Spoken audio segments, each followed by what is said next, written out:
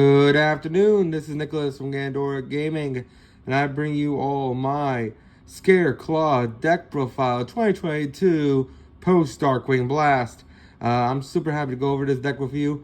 Last time you saw my deck list, it was with Tri-Brigade, but with the ban list coming out, turns out Scareclaw wasn't the best way to play Tri-Brigade, sadly. Spike kind of took that engine over, and ultimately, Tri-Brigade and Runic Splight look like the best ways to play that deck. But personally, I do feel like the new cards we got for Scareclaw can push this deck into competitive relevancy. I truly do believe that. The new card we got is literally Icarus Attack, and this archetype is pretty powerful on the draw and on the play. It can break boards quite easily, and honestly, I do think this deck has potential for greatness, and I honestly do think, with just a couple more supports, Scareclaw can be the next Crusadia, the next meta threat. Now, if anyone who doesn't know Crusadia, these cards are a lot like Crusadia in a way. They're a link climb strategy with a whole bunch of interesting monsters that spend some of themselves on the field, and then they ultimately climb into a boss monster that wants to OTK, which is true. And all the little underlings give the big Scareclaw effects, just like Crusadia does. The difference is, this deck bases around a going first mechanic as well. Unlike Crusadia, who can only really go second. I guess you're talking about the combo version, which was with Dragon Link, and that's a whole other story. But Scareclaws have the potential by themselves now to go first and end on a pretty menacing board. Like their tower, this monster right here, Scareclaw Tryhard, is already a very oppressive monster, and they can climb into it very easy in the combos. So let's just go straight into this, and I hope you all enjoy. So first things first, we play one Visa Starfrost. I do want to bump him up to 2, but he is still an incredibly expensive card. Yeah, I think he's like $25 around now. Might be a little bit more last time I checked. This guy is incredible. He's not the most important card of the archetype.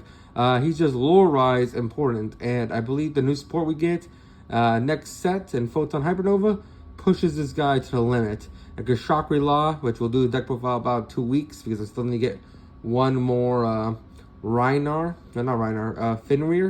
I pulled 2, I still need one more. And let's just go straight into this. So this guy is amazing. Visa Starfrost is a warrior tuner, and basically you can target one monster you control, and with a different type and attribute than this card, destroy it, and then you do special summon this card, which is fantastic because it's a free summon. He's a tuner, so if we had a Baron, we can go into Baron because all our guys are low level dudes. So Visa Starfrost is a 6, so 6 plus 4 equals 10, equaling a Baron, which is pretty powerful. Really powerful card right here, and I'm super happy about it. So next we have Scareclaw Reinhardt, the best card in the deck, and overall one of the most best cards in the archetype as a whole. He's the final transformation of the alternative universe for Visa Starfrost. I think the whole lore of this guy is that he's a space conqueror, and he travels the multiverse and fights multiverse versions of himself, with Scareclaw Reinhardt being his multiverse version that transforms into his Link 3 Tryhard, which is a really cool gimmick and a really cool idea. So the whole archetypes that go with the Visa Starfrost are the Scarclaw, the Tier Elements, and Scareclaw for right now. To my knowledge, I believe that's it. There might be another archetype I'm just forgetting. I know that Bistids are part of the Albaz lore, so I'm not exactly sure whatever lore it connects to Visa Starfrost, but I really do like how they're just alternative universe versions themselves, some Rick and Morty shit going on. And in this Rick and Morty universe, this guy is the main starter. When he's normal or special, you get to add a spell, a Scareclaw spell or trap for your deck to hand. And then if you have 3 or more defense position monsters on the field already, and that includes himself, you can draw one, which is fantastic. So he's just a plus. He just pluses you to infinity. Also, he has the effect where you can spell summon this card from your hand to a main monster zone adjacent to a Scareclaw monster you control, or in its column, which is really cool. Help you extend further All the Scareclaws have the effect where they basically, if you control a Scareclaw, special summon one either underneath it or next to it, which is fantastic. A must of 3 of. I think all the Scareclaws right now are 3 if you're playing the pure version, which we are today. If you want to play a more like Tri-Brigade version, you play 3, 2, 2, 2, and that's my opinion. Next you have Scareclaw. Arco. Arco is the next transformation.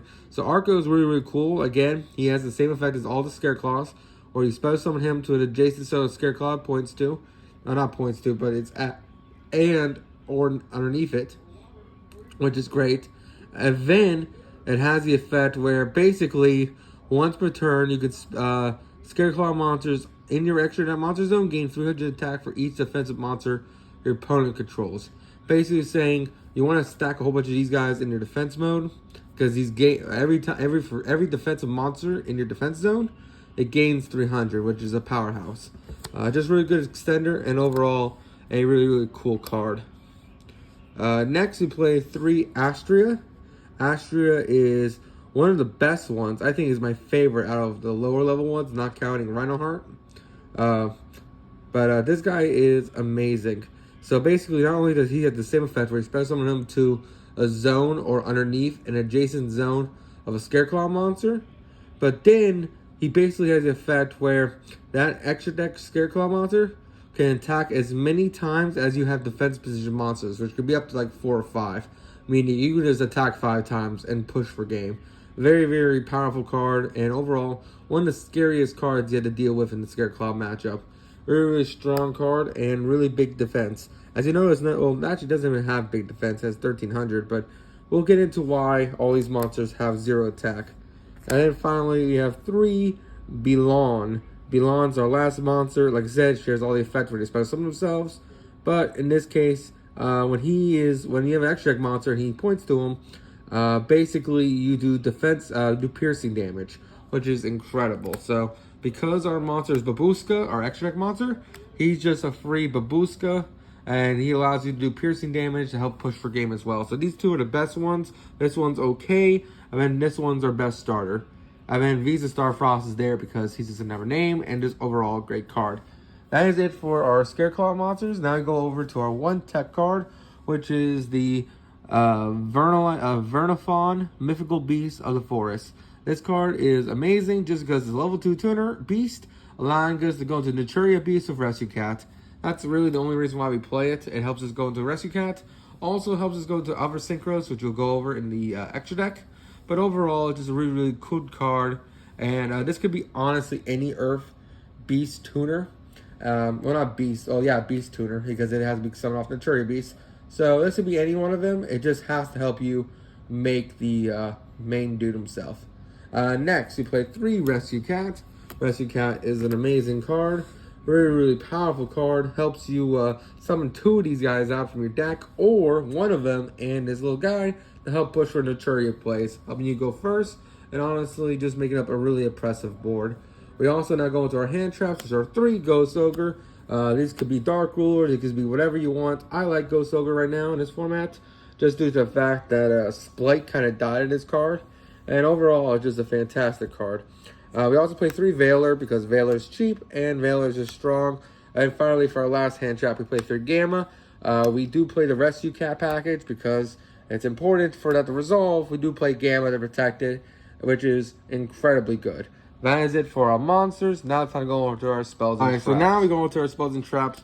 We first things first start with our 3 field spell. Primitive Planet Rhinophobia.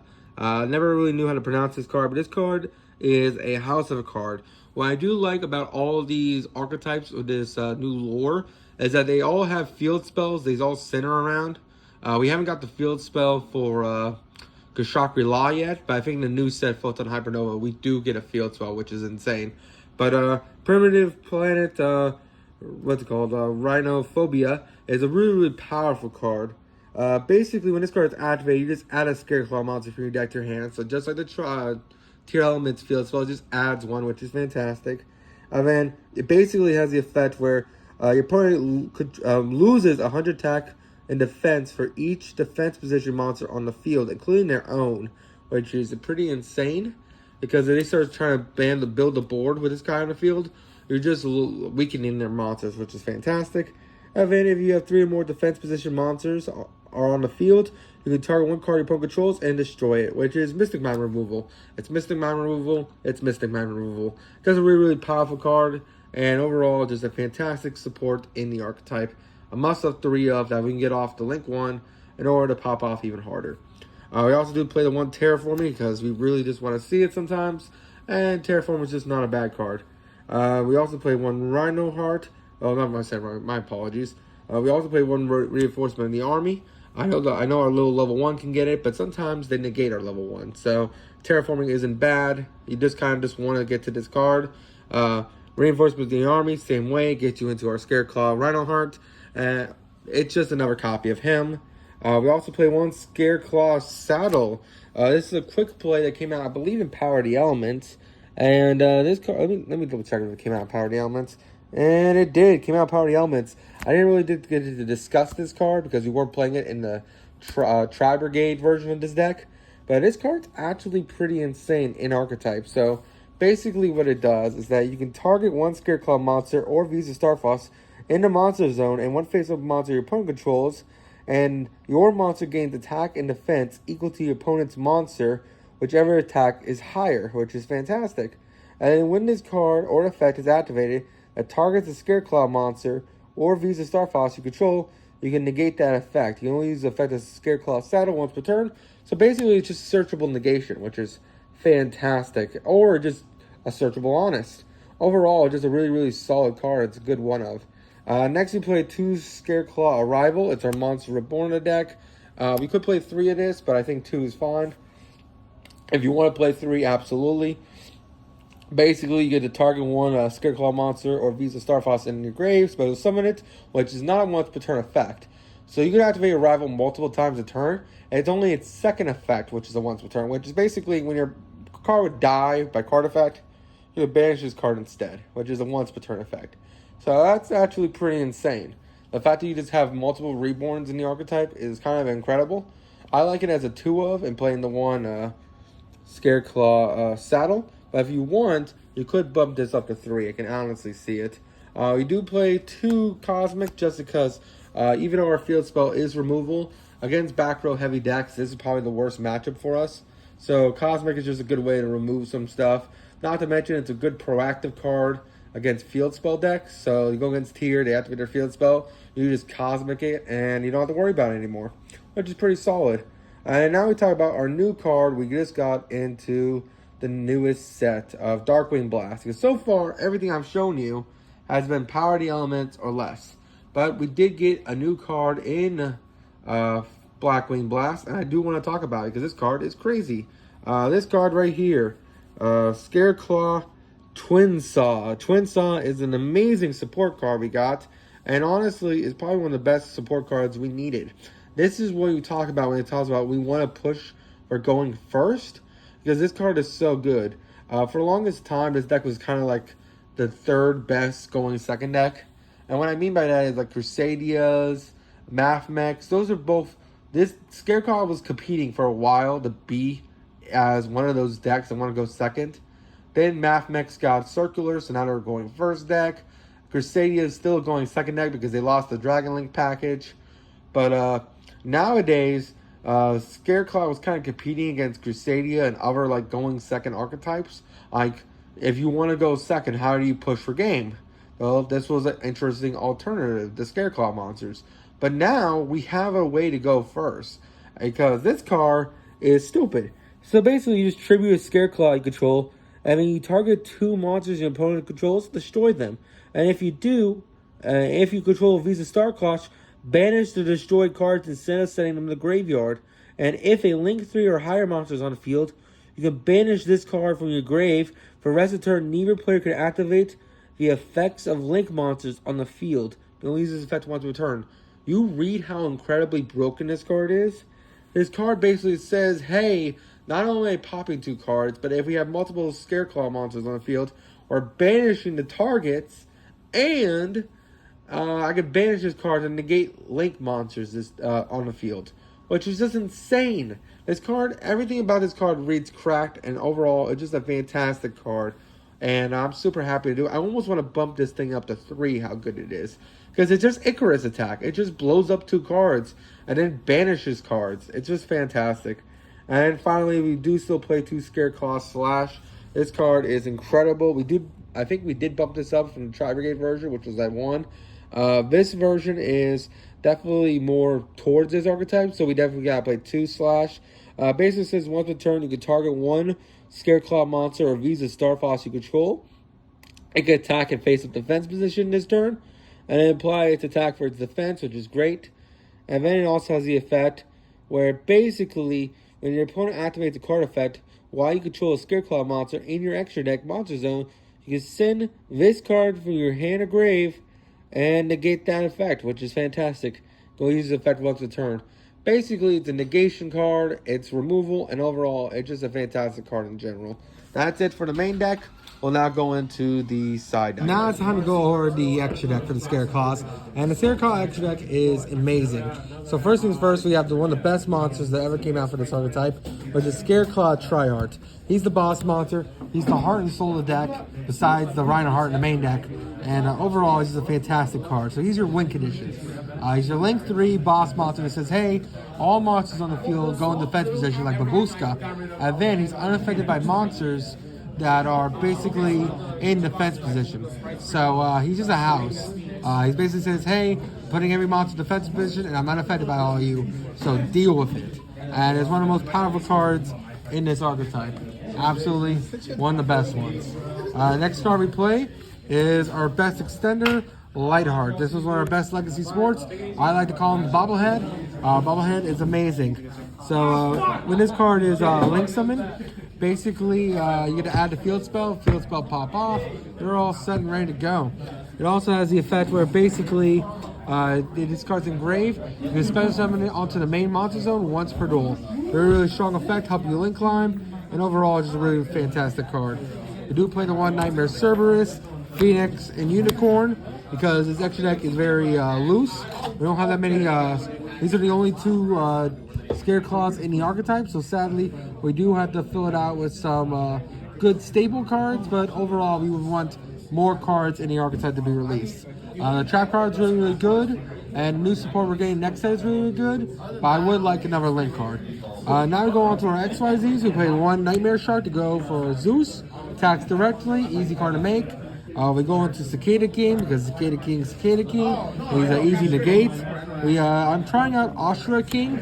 It's a Power of the Elements card. It requires 3, so it's a little hefty, but he's also a negate, and he also attacks multiple times. So I like him, but I don't know if he's necessarily needed. I just want to test him out. I feel like there's going to be a home for him, and I was trying to see if Scareclaw was at home. I don't know for sure yet, but for now I like it. Play the 1 Drown Magician and then the 1 Zeus. Sadly, I left my Zeus at home, but this would be Zeus right here. And then for our 2 synchros, you play 1 Draco Berserker because Draco Berserker's a free banish. And then finally, for our final card, we play the Naturia Beast because Naturia Beast says, hey, no spells, and all our main deck dudes are Earth, so we can easily synchro off in him. And a million cards is not a problem because we can reborn him with our Link 3, popping off from there.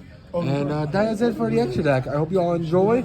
Remember, this is supposed to be Zeus, and you'll all see you all in the next one. I think I'm going to post a Sky Striker deck profile tomorrow, and I'll be posting a Fur Hire deck profile tomorrow. So expect that.